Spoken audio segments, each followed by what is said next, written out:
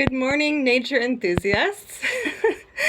Today is June 9th, which means it's my birthday. And being my birthday, I thought it'd be fun to do a video about one of my favorite foods, nettles. Isn't that amazing? Growing up, I had a bit of a fear of nettles. My husband loves to whack them and reduce them to rubble in the garden, but actually I've insisted now that he let them thrive because they're such a wonderful, nutrient-rich superfood. Kind of like dandelions. They get kind of a bad rap, but they're great in so many ways. Today I thought we would dissect a few and put their leaves into a boiling water concoction here so that I can teach you how to prepare them for consumption. I've got a pot of water that just got boiled, so now it's no longer boiling, but it's very hot. I've got my gloves, which is what you'll need if you work with nettles. They're very fiercely stingy. That's why they're called stinging nettles. I'm going to chop the leaves off. This is a female plant. I can tell because it's got these fibers that are sticking off like, they look like a breastfeeding mama. Sort of open to the universe. All splayed out, ready to breastfeed. That's what those are all about. My friend Ingrid taught me that. So you chop the leaves into the hot water. They have to blanch. They have to cook briefly because otherwise you'll get a mouthful of stinging nettles. That won't be fun. And then they can be used in any number of recipes, but I'll tell you my latest creation favorite. I actually put some stinging nettles into tomato elixir yesterday, and I will try that again in a couple of days to see if that has benefit beyond what I've read about other tomato elixirs. I'm trying all sorts of new things as the new gardener that I am.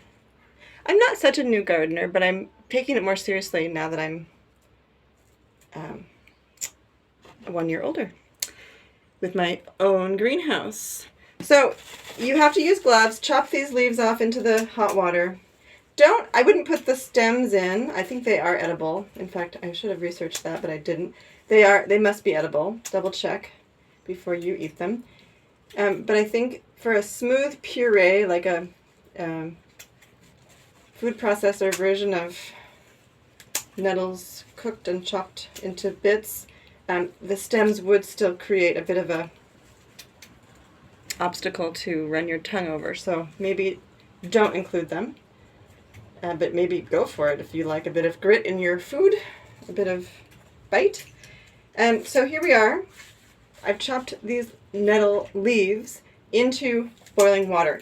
You will probably use several branches just for the sake of brevity in the video because we all want to get cooking in the kitchen and out foraging for nettles to cook. I've only got 2 today here, but actually you'd probably want to collect 10 or something because you want to have enough substantive nettles in your food to constitute a good serving and to share with family and friends. So what are nettles good for? They are high in antioxidants. They relieve oxidative stress. They are high in manganese and magnesium, potassium, vitamin K, several B vitamins. They ease digestion, and they will prolong your life if you eat them regularly. They are superfood by every measure, and they're powerful. I mean, the power comes through in their sting, doesn't it? So you steep them in this. Just a moment. I have a fork for this purpose. You steep them in this water, I would say, for 2 minutes on a boiling hob, as you say in British English, on the stove. Then, once they have been cooked for quite a hearty minute or two, here we're going for 3 minutes or so because it's not boiling. The water is not quite boiling. Once you pull them out, they'll be edible, but hot. So let them cool off and then chop them up. I like to have food that's visual. So when I make salsa, I do it in pulses, and then there's, visible chunks of garlic and onion and cilantro in there. You can process this in a food processor, and it will be lovely, but I like to see the nettles. I think they're beautiful. So I'm taking them out, and then my instruction is for you to chop them into small bits, but have it be visible. So not use a food processor. And then, in a saucepan, just a bit bigger than this, I would put about 2 tablespoons of olive oil and diced garlic, diced onion. You could put pine nuts. You could put mushrooms. All sorts of different things are possible. Zucchini. And then your chopped up, cooked nettles into the same pan.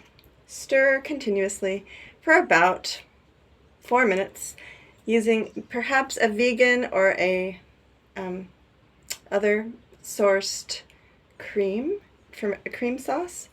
And this can go atop rice or pasta or into a casserole if you like. Serve it to those you love. It's nutritious and really, truly delicious. There's a hint of spinach, a hint of mint, and it will surprise and delight everyone you feed. And it will nourish them more deeply, more profoundly than any other green in your garden. Have a lovely day. Thank you for listening. Enjoy. Bon appetit.